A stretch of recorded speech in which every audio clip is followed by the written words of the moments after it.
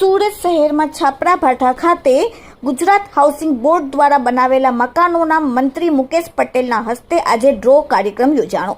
કાર્યક્રમમાં ઓલપાડના ધારાસભ્યો અને મંત્રી મુકેશ પટેલ, મહાનગરપાલિકાના કમિશનર, ધારાસભ્યો, નગરસેવકો, હાઉસિંગ બોર્ડના અધિકારીઓ તેમજ લાભાર્થીઓ ઉપસ્થિત રહ્યા હતા।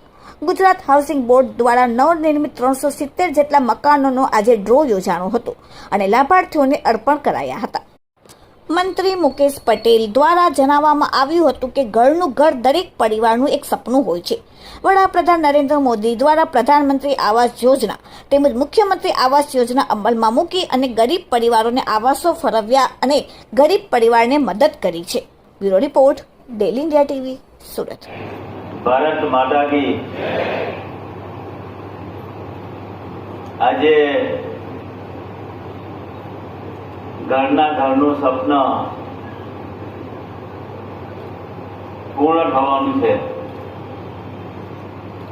અને આ કાર્યક્રમના અંદર ઉપસ્થિત કોર્પોરેટર ભાઈ શ્રી અજીતભાઈ, કોર્પોરેટર ભાઈ શ્રી રાજુભાઈ, કોર્પોરેટર બેન શ્રી ભાવિસાબેન, ગુજરાત હાઉસિંગ બોર્ડના મારા અધિકારીશ્રીઓ ઉપસ્થિત,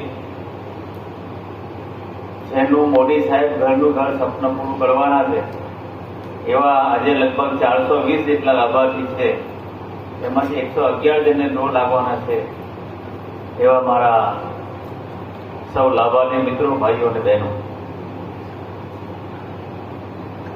મિત્રો, દરેક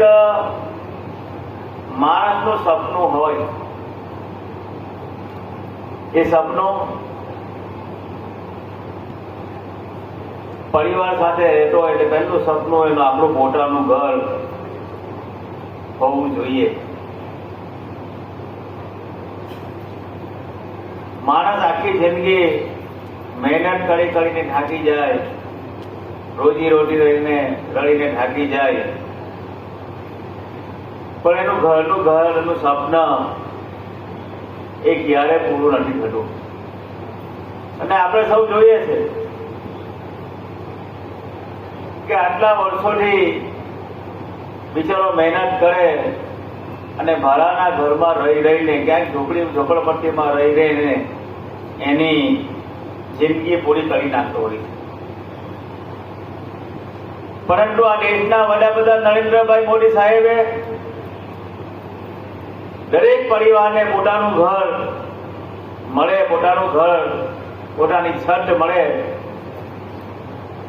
એના માટે પ્રધાનમંત્રી આવાસ યોજના એમણે જાહેર કરી।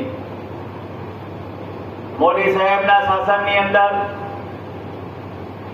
ભારત દેશની અંદર અત્યાર સુધીમાં 4 કરોડ ઘર લોકોના ઘરને ઘર મળ્યું છે। મિત્રો, પહેલા ઘરનું ઘર કરવું એ લોકો માટે એક સ્વપ્ન હતું ને એ સ્વપ્ન પૂરું કરવાનું કામ આ દેશના વડાપ્રધાન મોદી સાહેબે કર્યું।